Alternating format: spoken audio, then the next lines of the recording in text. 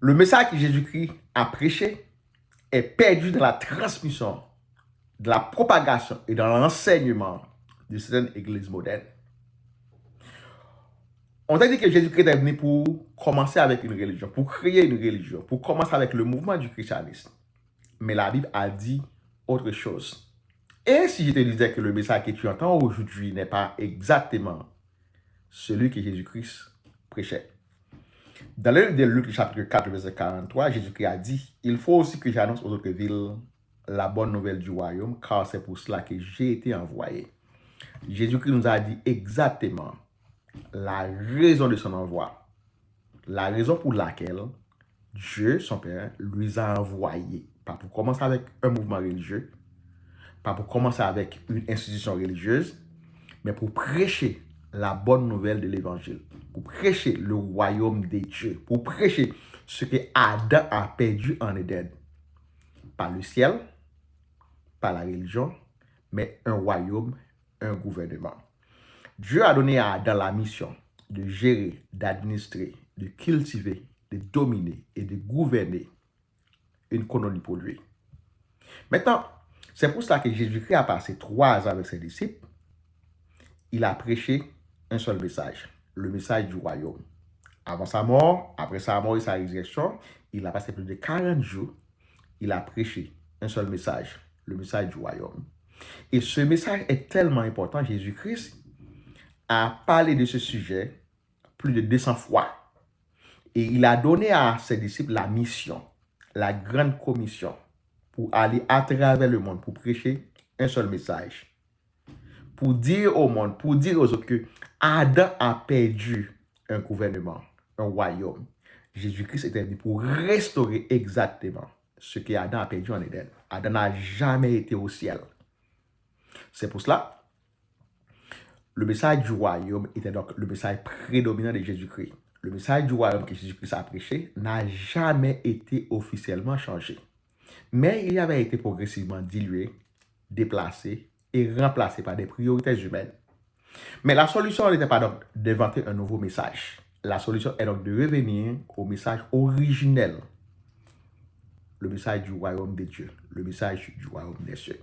C'est pour cela, dans le livre de Marc chapitre 1, le verset 15, Jésus-Christ a dit, le temps est accompli, le royaume des dieux est proche. So, Jésus-Christ n'a pas prêché une religion, une domination, des rituels, un système, mais il a prêché Basilia, le royaume des dieux. Maintenant, les livres du Nouveau Testament ont été écrits en grec. Maintenant, le mot grec qu'on utilise pour le mot en royaume, c'est donc Basilia. Ça signifie règne, gouvernement, autorité. Maintenant, le royaume, c'est donc le règne des dieux. Il est donc actif maintenant parmi nous. Il est donc sur la terre. So, Jésus-Christ est venu pour annoncer une bonne nouvelle. Le mot bonne nouvelle, c'est donc évangélion, qui veut dire bonne nouvelle. La bonne nouvelle, c'est donc pas comment aller au ciel après la mort, mais la bonne nouvelle, c'est donc de vivre le royaume maintenant sur la terre, parce que le royaume est maintenant actif sur la terre. Et le mot royaume, ça vient d'un mot grec hébreu, malkouk, qui veut dire royauté, souveraineté, domination. Maintenant, dans le livre des Psaumes, Dieu a dit, la Bible a dit, Dieu a créé les cieux pour lui-même. Il a créé la terre pour son fils, pour Adam. C'est pour ça le mot Adam, c'est donc un mot pluriel qui veut dire terre noire. So, Dieu a placé Adam en Éden, il a donné son rôle et sa responsabilité qui est donc de dominer, gérer et administrer la création. So, l'homme a été créé pour représenter Dieu dans une colonie. So, ce qu'Adam a perdu un gouvernement, un royaume par la religion. Mais qui a changé le message? Ok, le message a été changé. Il y a donc un processus historique et spirituel. Et comment le message a été déformé? Ok, le message sort de l'institution qui parle d'un royaume pour arriver à donc une religion organisée. Il y avait donc une influence politique au IVe siècle. Maintenant, l'Église devient donc un système. Il y avait donc un déplacement du message. Ok, le message sortant du royaume pour arriver comment aller au ciel après la mort. Il y a donc l'adaptation aux foules. Maintenant, il y a beaucoup des églises, beaucoup de pasteurs qui prêchent un évangile qui est donc basé sur la prospérité, sur les miracles, sur la guérison, sur la bénédiction, pendant que Jésus-Christ, il a prêché un message basé sur l'arrivée du royaume de Dieu. Maintenant, les bénédictions, les miracles, les guérisons, ce sont donc des preuves tangibles, des évidences qui montrent que le royaume est arrivé sur la terre. Le royaume est maintenant sur la terre. Mais le message était donc le royaume de Dieu. C'est pour ça que Jésus-Christ nous a dit de donner la priorité, de chercher d'abord, de chercher premièrement le royaume de Dieu, de faire le royaume de Dieu notre priorité. Ok, les apôtres ont exécuté leur mandat. Jésus-Christ les a envoyés d'aller partout à travers le monde. Il a commencé dans la Judée, passant en Samarie pour arriver à Rome et pour atteindre l'extrémité de la terre. C'est pour cela nous sommes des mandataires, nous sommes des citoyens célestes, des ambassadeurs terrestres. Notre mission, c'est de représenter le royaume de Dieu dans notre vie. C'est de représenter le royaume de Dieu sur la terre. Notre mission, c'est d'aller partout à travers le monde pour continuer la mission que Jésus-Christ a ordonnée et a donnée à ses disciples. Parce que nous sommes des disciples de Christ, nous devons donc représenter le royaume de Dieu sur la terre.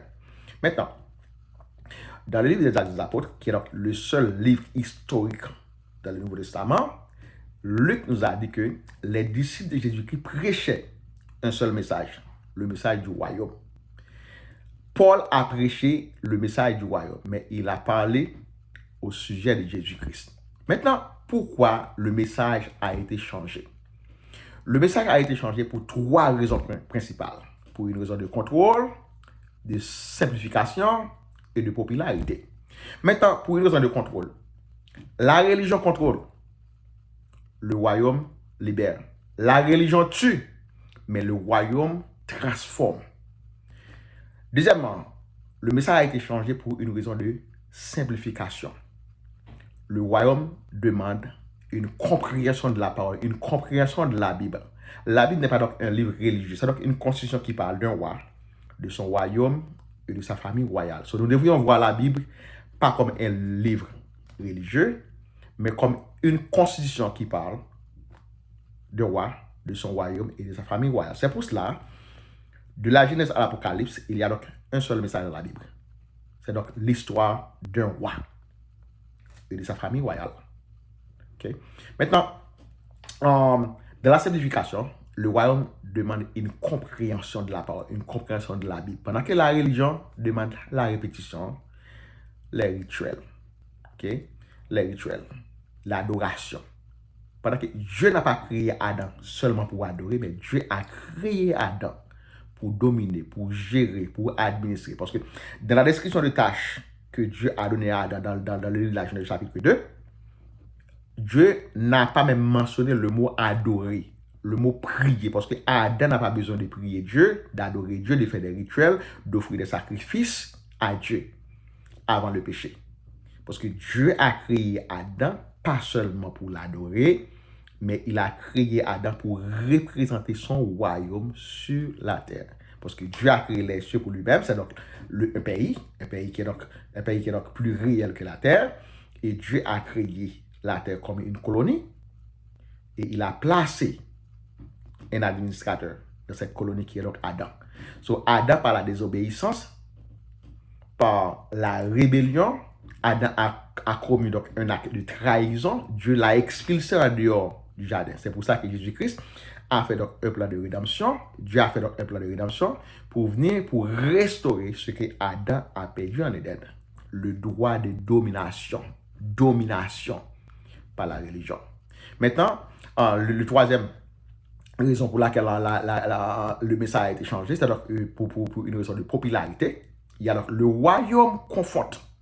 Le royaume nous demande de vivre en aliment, de combattre le péché, de vivre une vie sainte, pendant que la religion plaît.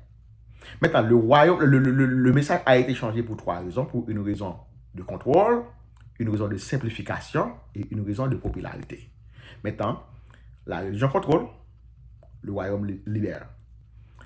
Le royaume demande une compréhension de la Bible, la religion demande la répétition. Le royaume, pour la raison de popularité, le royaume conforte, le royaume nous demande de vivre en aliment, pendant que la religion plaît. Maintenant, comment donc revenir au message du royaume? Ok? Pour revenir au message du royaume, premièrement, il faut donc lire la Bible. Il faut donc voir la Bible comme une constitution, et pas donc comme un livre religieux, parce que Jésus-Christ n'était pas donc un homme religieux. Jésus-Christ, la Bible est donc une constitution qui parle d'un roi, de son royaume et de sa famille royale. Jésus-Christ n'était pas venu pour commencer avec une religion, même pour commencer avec le mouvement du christianisme. Maintenant, nous devrions donc lire la Bible. La Bible est la parole de Dieu. Nous devrions donc demander à Dieu de nous donner la puissance de l'Esprit Saint, son Saint-Esprit, qui va donc nous aider à comprendre la Bible, qui est donc la parole de Dieu. So, de la Genèse à l'Apocalypse, il y a donc un seul message dans la Bible. C'est donc l'histoire d'un roi et de sa famille royale. Maintenant, il faut donc étudier la Bible et prêcher la Bible, enseigner la Bible. Parce que l'apôtre Paul a dit que la Sainte Écriture est donc importante pour enseigner, pour corriger et pour nous aider à vivre comme des citoyens célestes et des ambassadeurs terrestres. Maintenant, il faut donc lire la Bible avec la clé du royaume. Il faut donc comprendre la Bible dans la dimension du royaume. Il ne faut pas donc comprendre la Bible comme un livre religieux, mais il faut donc lire la Bible avec la clé du royaume. Toute la Bible relève Dieu comme roi. Troisièmement, il faut donc chercher le royaume de Dieu. C'est pour cela que Jésus-Christ nous a dit dans le livre de Matthieu chapitre 6, verset 53, de donner la priorité au royaume de Dieu. Cherchez d'abord le royaume de Dieu avant de chercher l'argent et le pain quotidien. Maintenant, quatrièmement, il faut donc vivre sous l'autorité de Dieu. Il faut donc connaître que Dieu est notre roi. Pas seulement de croire en Dieu, mais aussi d'obéir à Dieu et de représenter Dieu sur la terre. Parce que Dieu a placé Adam en Éden pour représenter son gouvernement sur la terre. Et cinquièmement, il faut donc combattre les fausses doctrines, combattre les faux évangiles. Maintenant, s'il y a des évangiles qui sont donc basés sur la prospérité, sur l'émotion, sur les miracles, sur la guérison, sur la religion, sans le royaume, il faut donc les combattre. C'est pour cela que l'apôtre Paul dit, si quelqu'un est venu chez vous pour vous annoncer une nouvelle évangile, tu dois la rejeter totalement. Parce qu'il y a donc le seul message que Jésus-Christ a prêché dans le message du royaume. Maintenant, Jésus-Christ n'a jamais changé de message.